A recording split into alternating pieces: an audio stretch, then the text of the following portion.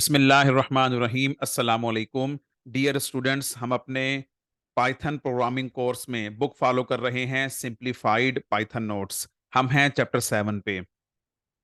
हम बात कर रहे थे कि लिस्ट्स और टपल्स कैसे क्रिएट किए जाते हैं स्किल नंबर 30 में। गालबन प्रीवियस वीडियो में शायद मैंने उसे स्किल 29 कहा हो, बहरहाल उसे हम करेक्ट कर लेते हैं क्योंकि ये लेटेस्ट एडिशन में स्किल नंबर 30 है। तो हम बात कर रहे थे कि क्रिएटिंग लिस्ट्स एंड टपल्स, इस टॉपिक पे कि कैसे क्रिएट करते हैं लिस्ट्स और टपल्स। इसके लिए हमने लिस्ट्स क्या होती हैं, टपल्स क्या होते हैं, कैसे क्रिएट होते हैं, इनमें फ़र्क क्या है, और जो मेन फ़र्क था वो ये था कि लिस्ट्स म्यूटेबल होती हैं जबकि टपल्स इम्यूटेबल होते हैं। लिस्ट्स के अतराफ में स्क्वेयर ब्रैकेट्स आती हैं जबकि टपल के अतराफ में या तो ब्रैकेट्स लगाते ही नहीं या फिर पैरेंथेसिस लगाते हैं।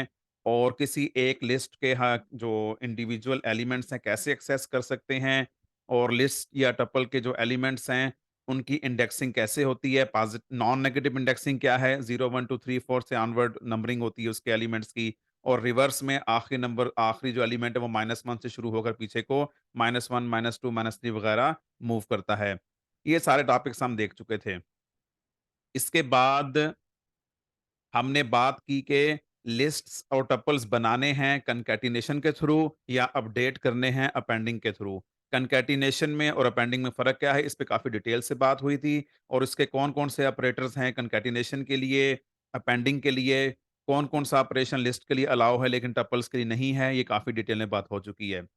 अब इसी में हम एक और चीज़ का इज़ाफ़ा करते हैं, और उसके इज़ाफ़े के लिए जो पहली बात हम करेंगे, वो हम देखते हैं कि डीप कॉपी और शैलो कॉपी किसी ऑब्जेक्ट की क्या होती है। तो स्किल नंबर 9 में हम काफ़ी डिटेल में बात कर चुके हैं कि मेमोरी में ऑब्जेक्ट्स को, वैल्यूज़ को, वेरिएबल्स को पाइथन कैसे हैंडल करता है। तो अभी हम ये काम लिस्ट के लिए देखते हैं। सपोज़ करें कि जो हमने एक जीवन नाम की लिस्ट बनाई जिसमें सिर्फ़ 4 हमने इंटीजर रख दिए हैं। अच्छा, उससे पहले अगर हम ये पढ़ें तो a deep copy of an object has a separate existence in the memory. Any modification in any one of the 2 objects has no effect on the others content. जबकि शैलो कॉपी में ऑब्जेक्ट एक ही होता है, उसको refer करने वाले जो वेरिएबल्स हैं, रेफरेंस वेरिएबल्स हैं, वो 2 होते हैं। यानी डीप कॉपी से मुराद है किसी ऑब्जेक्ट की या एंटिटी की आपने कॉपी बनाई है, तो वो 2 अलग-अलग कॉपीज़ या 2 अलग-अलग चीज़ें एक्ज़िस्ट कर रही हैं। इसे हम बोलते हैं डीप कॉपी। शैलो कॉपी या व्यू ये होता है कि हमने कहा कि जो वेरिएबल है उसकी कॉपी बनाओ। तो उसमें फिज़िकली कॉपी नहीं बनी बल्कि ऑब्जेक्ट एक ही है, उसको रेफर करने वाला, उसकी तरफ इशारा करने वाले 2 वेरिएबल आ चुके हैं। ये हम डिटेल में देखते हैं। फॉर एग्ज़ाम्पल हमने जीवन नाम की लिस्ट क्रिएट की, और उसके बाद जब हमने कहा कि जी2 इक्वल जीवन, यानी जीवन असाइन कर दें जी2 को। तो इक्वल के इस काम से जो चीज़ क्रिएट हुई है वो ये हुआ है कि जो लिस्ट थी जिसमें 2, -7, 5 और 1 मौजूद है, वो लिस्ट वैसे के वैसी रहेगी, लेकिन एक और रेफरेंस ऑब्जेक्ट क्रिएट होगा जिसका नाम है जी2, और वो भी रेफर कर रहा है उसी लिस्ट को। यानी यूँ समझ लें कि एक बैल है जिसको हमने सँभालने के लिए रस्सी से बाँधा हुआ है उसे, या कंट्रोल करने के लिए हमारे हाथ में उसकी रस्सी है।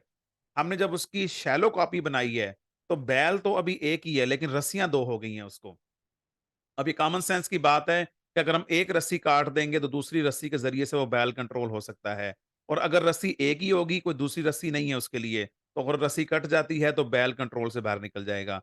तो पाइथन में यही होता है कि वेरिएबल को अगर हम डिलीट कर दें, उसका नाम लिख के डेल लिख के डीईएल लिख के अगर जीवन लिख दें, तो उससे वो रेफरेंस डिलीट होगा। अगर कोई दूसरा रेफरेंस मौजूद है, तो वो ऑब्जेक्ट कंट्रोल में रहेगा, अदरवाइज़ वो मेमोरी में मौजूद होगा लेकिन कंट्रोल से बाहर निकल जाएगा। अच्छा, उसके बाद एक और फंक्शन है जी1 डॉट कॉपी हमने यूज़ किया।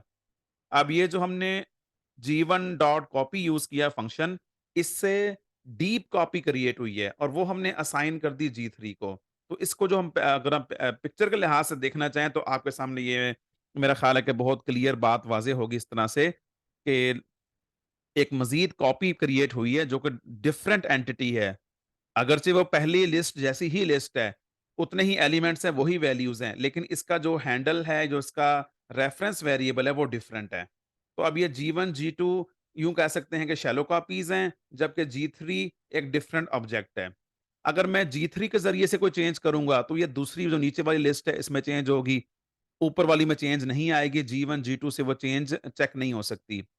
और अगर G1, G2 से कोई चेंज ऊपर करेंगे, तो वो G3 से चेक नहीं हो सकती, क्योंकि G1, G2 से जो चेंज आएगी, वो ऊपर वाली लिस्ट में आएगी। लेकिन अगर G1 के ज़रिए से चेंज करते हैं ऊपर वाली लिस्ट में, तो वो G2 के ज़रिए से देखी जा सकती है, और अगर G2 से हम कोई चेंज करते हैं, तो G1 से देखी जा सकती है। तो मेरा ख़्याल है ये स्टोरी कॉमन सेंस के लिहाज से बहुत सिंपल सी स्ट्रेट फॉरवर्ड स्टोरी है। अब हम इसको वर्किंग के लिहाज से देखते हैं। ये रूल्स पर बाद में आते हैं, बल्कि अगर आप इसे बाद में खुद से देखना चाहें, तो ये कुछ शैलो कॉपीज़ के हवाले से कुछ रूल्स हैं,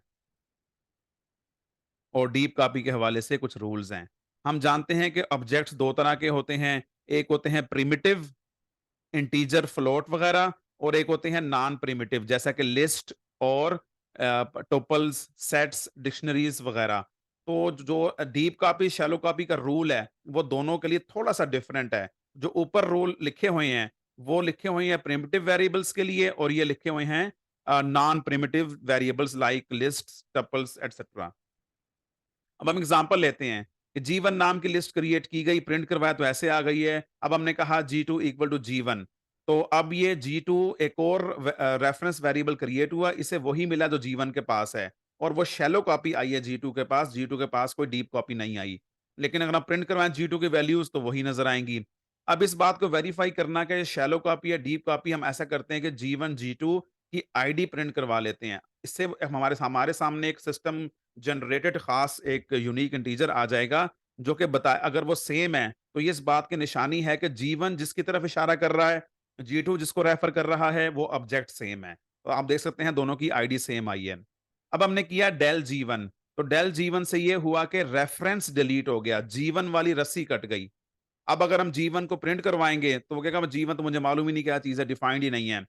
लेकिन अगर आप इस मौके पे G2 प्रिंट करवाते हैं, तो G2 तो वही पहले वाली लिस्ट मौजूद है। यानी जो लिस्ट थी उसके 2 रस्सियाँ हो गई, 2 हैंडल्स हो गए, 2 रेफरेंस वेरिएबल्स हैं G1, G2। एक को हमने डिलीट भी कर दिया, तो दूसरा मौजूद है, और उसके ज़रिए से वो लिस्ट एक्सेस की जा सकती है। और इस मौके पे अगर हम आईडी प्रिंट करवाएँ G2 की, तो ये वो पहले वाली है। तो इसका मतलब है कि वो जो ऑब्जेक्ट लिस्ट मौजूद थी, G2 अभी भी उसी के साथ जुड़ा हुआ है। G1 खत्म हो चुका है। लेकिन अब रफली हम ये कह लेते हैं कि हमने लिस्ट डिलीट कर दी है।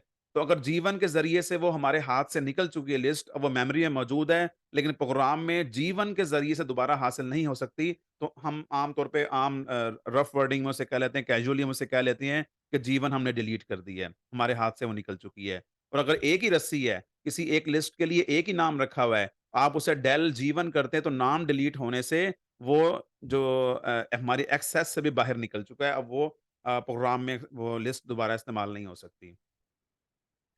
ऐसी एक और चीज़ है कि हम बाज़-औक़ात ये करते हैं कि G1 को असाइन कर देंगे एम्प्टी लिस्ट। ऐसा करने से भी पाइथन बैकग्राउंड में यही कुछ करता है। ये हमने वही किया कि G1, G2 2 लिस्ट क्रिएट करवा ली, जो कि शैलो कॉपीज़ हैं, आईडीज़ प्रिंट करवाई, सेम आई हैं, और जब हमने G1 को इक्वल टू एम्प्टी लिस्ट किया, तो इससे ये हुआ कि जो पाइथन है उसने G1 वाली रस्सी यहाँ से हटा के, रेफरेंस यहाँ से हटा के, एक नई चीज़, एक नई एम्प्टी लिस्ट को दे दिया। हमने G1 प्रिंट करवाया, तो वो एम्प्टी लिस्ट आई है।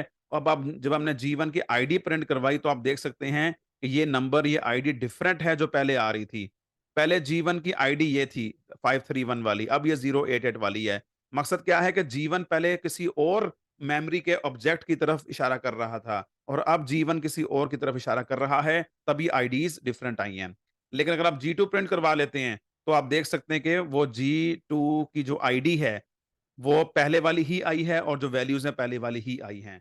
तो इन दोनों बातों से जो हमने गेन किया, मकसद हासिल किया, वो ये है कि अगर किसी लिस्ट या किसी ऑब्जेक्ट की शैलो कॉपीज़ मौजूद हैं, 2 रेफरेंस मौजूद हैं, तो एक को अगर हम डेल भी कर दें या एक को हम एम्प्टी भी कर दें, तो जो दूसरे वाला मौजूद है उससे वो ऑब्जेक्ट हासिल हो सकता है, वो एक्सेस किया जा सकता है। लेकिन अगर किसी ऑब्जेक्ट का एक ही नाम रखा गया है, उसका रेफरेंस वेरिएबल, उसको एक्सेस करने का, रेफर करने के लिए एक ही वेरिएबल मौजूद है, अगर उसे डेल कर दिया, तो वो चीज़ प्रोग्राम में दोबारा वो लिस्ट दोबारा, या वो जो ऑब्जेक्ट है दोबारा एक्सेस नहीं किया जा सकता।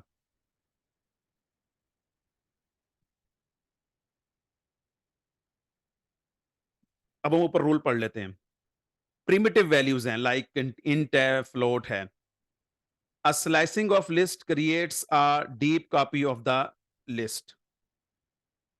At this stage, we are in a position to verify that for a list having elements of primitive data type, यानी बेसिकली लिस्ट है लेकिन जो उसके एलिमेंट्स हैं वो प्रिमिटिव हैं। सॉरी, पहले मैं थोड़ा सा गलत कह दिया। ये ऊपर वाले रूल भी नॉन प्रिमिटिव के लिए हैं और नीचे वाले रूल भी नॉन प्रिमिटिव के लिए हैं। फर्क सिर्फ इतना है कि ऊपर वाले में जो लिस्ट वगैरह जो मौजूद है उसके अंदर जो एलिमेंट्स मौजूद हैं वो प्रिमिटिव हैं। अब इस केस में जो लिस्ट थी हमारी ये वाली, इसमें 2 -7 5 और 1 चारों इंटीजर्स हैं और चारों ही नॉन प्रिमिटिव हैं। सॉरी, प्रिमिटिव हैं। इसका मतलब है कि G1 बज़ाते खुद एक लिस्ट है, नॉन प्रिमिटिव है, लेकिन जो इसके एलिमेंट्स हैं वो प्रिमिटिव हैं। अगर ऐसा है तो क्या होगा? अगर आप स्लाइसिंग क्रिएट करेंगे तो डीप कॉपी क्रिएट होगी। ये इससे अगले स्किल में स्लाइसिंग को डिटेल में एक्सप्लेन किया हुआ है। तो स्लाइसिंग की वजह से यानी कुछ पोर्शन सेलेक्ट करने की वजह से जो लिस्ट बनेगी वो डीप कॉपी होगी। Using the built in function copy of the Python creates a deep copy of the list, ये हम देख चुके हैं।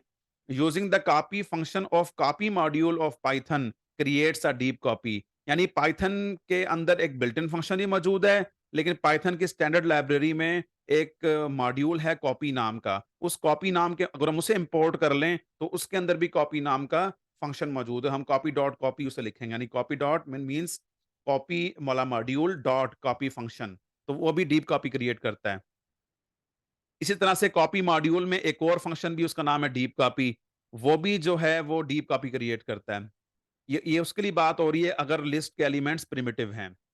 Using equal for कॉपिंग creates a shallow copy of the list. जैसा हमने देखा कि हमने इक्वल यानी असाइनमेंट का ऑपरेटर यूज करके G1 को असाइन किया G2 से, तो इस सिंपल असाइनमेंट से डीप कॉपी ने बल्कि शैलो कॉपी क्रिएट होती है।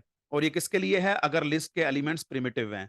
और अगर लिस्ट के एलिमेंट्स बजाते खुद नॉन प्रिमिटिव हैं, यानी टपल्स की लिस्ट है या लिस्टों की लिस्ट है, तो उस केस में अगर हम शैलो कॉपी अगर हम कोई स्लाइसिंग करते हैं तो शैलो कॉपी क्रिएट होगी, ये एक फ़र्क है। यहाँ पे अगर लिस्ट के एलिमेंट्स प्रिमिटिव हैं, तो स्लाइसिंग की वजह से कोई पोर्शन सेलेक्ट करने की वजह से, कोई पोर्शन कॉपी करने की वजह से डीप कॉपी क्रिएट होती है। लेकिन अगर एलिमेंट्स नॉन प्रिमिटिव हैं, तो फिर उस केस में स्लाइसिंग की वजह से शैलो कॉपी क्रिएट होती है।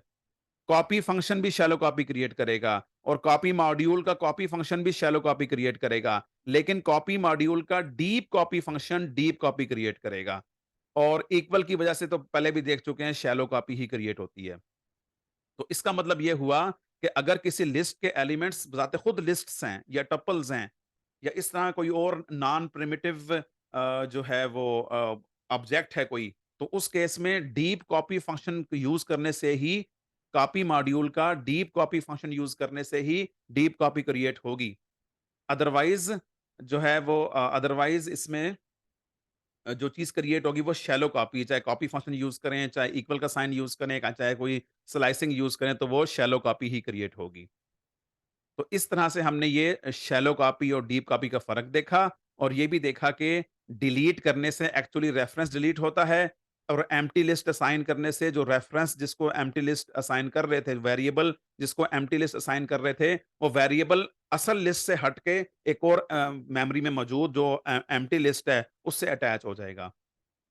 तो इस पर ये जो है वो रस्सी वाली और बैल वाली मिसाल बड़ी आसानी से फिट आती है और कॉमन सेंस से आप उसे देख सकते हैं। Thank you very much. अस्सलाम वालेकुम।